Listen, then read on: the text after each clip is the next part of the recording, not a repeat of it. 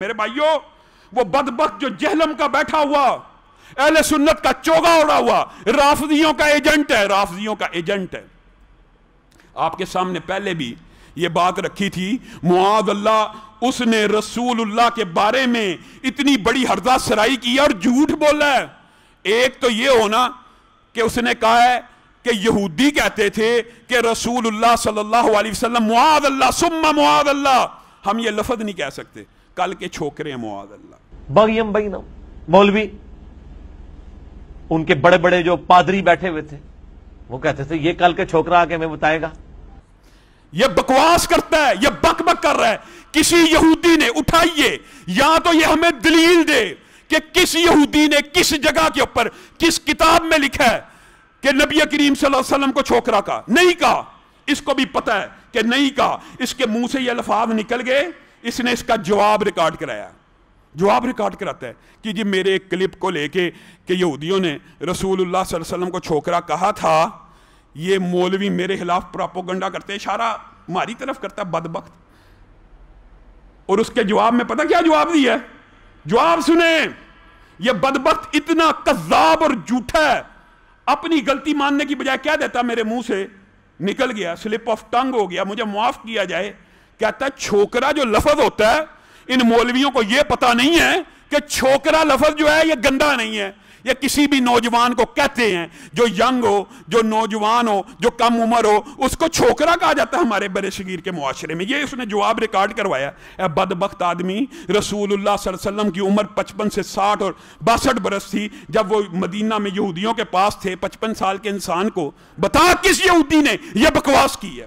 ایک میرا کلپ کاٹا جی چھوکرے کا لفظ استعمال کیا، یہ کوئی نیگیٹو ورڈ ہے؟ ہمارے سب کانٹیننٹ کے معاشرے کے اندر آپ پوچھ کے دیکھ لیں، جو چھوٹی عمر کا جو ینگ بوائے ہے اس کو چھوکرا کہا جاتا ہے، یہ کوئی نیگیٹو ورڈ نہیں ہے۔ بتا، جھوٹ بولتا ہے اور پھر کہتا ہے چھوکرا کہنا کوئی چمبے کی بات نہیں ہے، کہا ہی نہیں کسی نے، یہودی کسی نے کہا ہی نہیں، اگر کہا ہے تو دلیل دے۔ اور آگے جواب ہی کہہ رہا ہے کہ اگر چھوکرا کہہ بھی دیا ہے تو یہ کوئی بری مثال نہیں ہے۔ دیکھیں آپ اپنے دام میں سے یاد آ گیا، خود ہی یہ بات کہی، اور پھر اس کو نہیں تھا پتا کہ کچھ عرصہ پہلے میں نے ایک کلپ ریکارڈ کرایا ہوا، اس کے اندر پتا کیا شکوہ کر رہا ہے؟ یہ جی مولوی مجھے کہتے ہیں یہ کل کا چھوکرا، دیکھیں ان کی زبانیں کتنی گندی ہیں۔ لینگویج سنیں، ان علماء کی لینگویج سنیں۔ یہ انجینئر محمد علی مرزا ایک جاہل چھوکرا ہے، الفاظ دیکھیں، حالانکہ مجھ سے وہ 5-7 سال ہی بڑے ہوں گے، اس سے زیادہ بڑے نہیں، لیکن یہ الفاظ اگر آپ دیکھیں کس طرح کی بازاری لینگویج۔ سمجھ آئیے بات؟ خود چھوکرے کو کہہ رہا ہے کہ یہ گندی بات ہے، یہ گندی زبان ہے، یہ مولویوں کی زبانیں دیکھیں ان کے اندر کتنا گند ہے۔ میں مرزا محمد علی جیلمی کو یہ چھوکرا کہہ رہے ہیں کل کے، وہ مولانا ابو بکر صدیق ہے گجرانوالہ کی، عمر صدیق، انہوں نے مجھے کل کا چھوکرا کہا ہے، یہ کتنی گندی زبان ہے۔ اے بدبخت، تجھے چھوکرا کہنا یہ گندی زبان ہے، اور تو رسول اللہ صلی اللہ علیہ وسلم کے بارے میں یہ جھوٹ بولے، بک بک کرے، اور تجھے کوئی پوچھنے والا نہیں۔ اور انتظامیہ بھی عجیب ہے، عجیب ہے، یہ اپنے آپ کو کہتا ہے میں حکومت کا ملازم ہوں، میں پتہ نہیں کون سی ایٹامک انرجی کمیشن میں انجینئر ہوں۔ یہ سرکاری ملازموں کو یہ کس کی پشت بنائی ہے؟ اس کے پیچھے کس کے ہاتھ ہیں؟ ہمیں اس بات کا بھی جواب چاہیے۔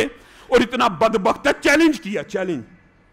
اور وہ میں آپ کو فارمولہ بتا دیتا ہوں چیک کرنے کا، کہ آپ کسی بھی بریلوی، دیوبندی، اہل حدیث، عالم دین جس کو اس مکتب فکر کے سب لوگ مانتے ہوں، یہ سٹیٹمنٹ لکھوا دیں کہ ہمارے علاوہ جتنے بھی مکاتب فکر ہیں ان کو ہم مسلمان مانتے ہیں، اور جن عقیدوں پہ وہ قائم ہے انہی عقیدوں کے ساتھ وہ مر گئے تو ایک نہ ایک دن اپنا عذاب بھگت کے جنت میں جانے میں کامیاب ہو ہی جائیں گے۔ اس طرح سٹیٹمنٹ لکھوائیں۔ چیلنج کیا ہے؟ آج اس کے چیلنج کا بھی میں جواب دیتا ہوں۔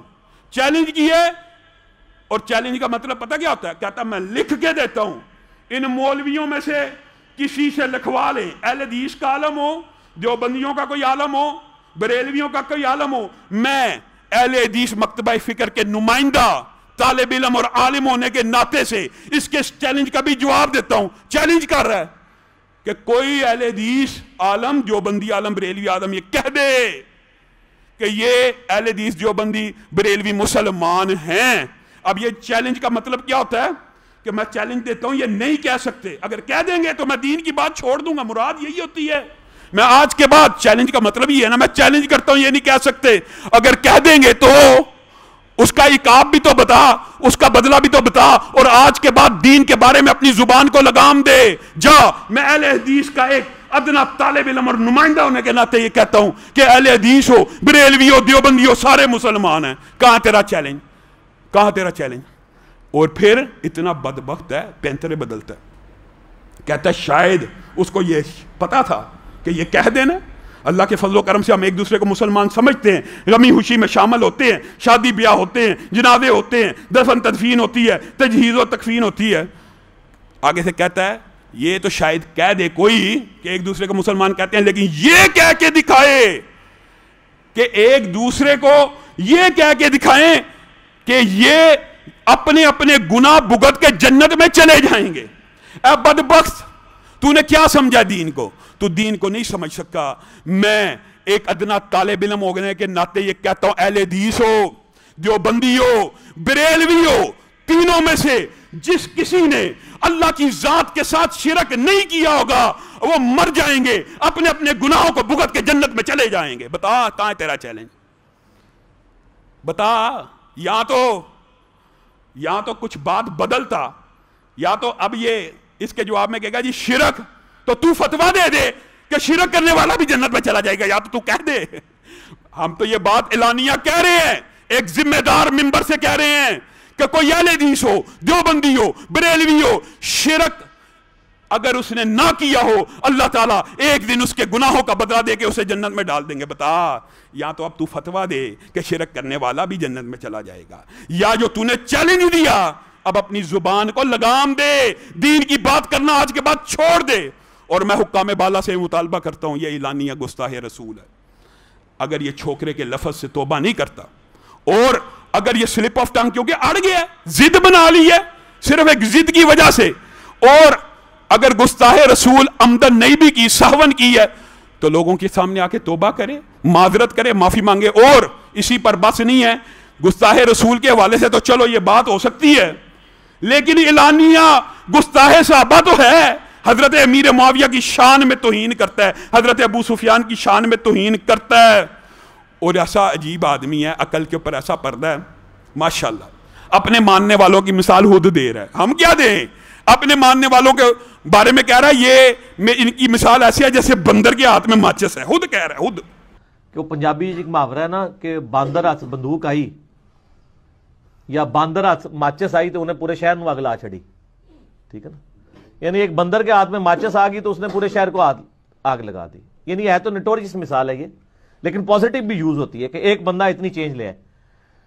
سر ہمارے ہاتھ میں جب یہ چیز آئی ہے نا تو ہم نے آگ نہیں لگائی ہے، ہم نے ہر بندے کو ایک ماچس جیسے بندر کے ہاتھ میں ماچس اور بندوق ہے، میں نے اپنے ماننے والوں کے ہاتھ میں ماچس دے دی ہے۔ مثال تو بڑی نٹوریس ہے، لیکن یہ تبدیلی کے لیے بھی کبھی بندر کے ہاتھ میں ماچس بھی مثبت معنوں میں استعمال ہوئی ہے۔ مثال کہتا ہے مثال بڑی نٹوریس ہے، لیکن اچھے معنوں میں بھی استعمال ہوتی ہے کہ ایک بندہ اتنا چینج لے آیا ہے۔ یہ اپنے ماننے والوں کو خود بندر کہتا ہے اور کہتا ہے ان کے ہاتھ میں ماچس ہے۔ جا مرزا جیلمی، تیرے جتنے اعتراضات ہیں جو تو نے چیلنج کیا تجھے جواب دیا، اور اس سے بھی بڑی بات کہتا ہوں، جا، کیا حسن نے سمجھا ہے، کیا عشق نے جانا ہے، ہم حاک نشینوں کی ٹھوکر میں زمانہ ہے۔ تو اعلانیہ توبہ کر کہ میں گستاخی صحابہ آج کے بعد نہیں کروں گا، ابو بکر سے لے کے امیر معاویہ تک تو اعلان کر دے ہر صحابی جنتی ہے۔ اللہ کی قسم میں تیرا جنازہ بھی پڑھاؤں گا، تیرے لیے مغفرت کی دعا بھی کروں گا، تجھے قبر میں بھی دفن کر کے آؤں گا۔ تو نے امی لوگوں کے سامنے ڈرامہ بنایا ہوا، تو مر کے دیکھ تو صحیح کہ تیرے لیے ہم مغفرت کی دعا کرتے ہیں۔ اگر تو توبہ کر کے مر گیا تیرے لیے مغفرت کی دعا بھی ہوگی، لیکن اگر تو کسی صحابی کے بارے میں یہ بکواس کرے گا کہ اس کا ایمان مکمل نہیں، تو ہم سب سے پہلے ہوں گے جو کہیں گے تو بے ایمان ہے۔ صحابہ کے بارے میں کوئی بندہ یہ کہے وہ بے ایمان ہے تو وہ سب سے بڑا بے ایمان ہے۔ صحابہ کے بارے میں کوئی بندہ یہ کہہ دے وہ غیر مسلم ہے، وہ خود سب سے بڑا غیر مسلم ہے۔ یہ اس نے کیا باتیں پھیلائی ہوئی ہیں معاشرے کے اندر۔ اللہ رب العزت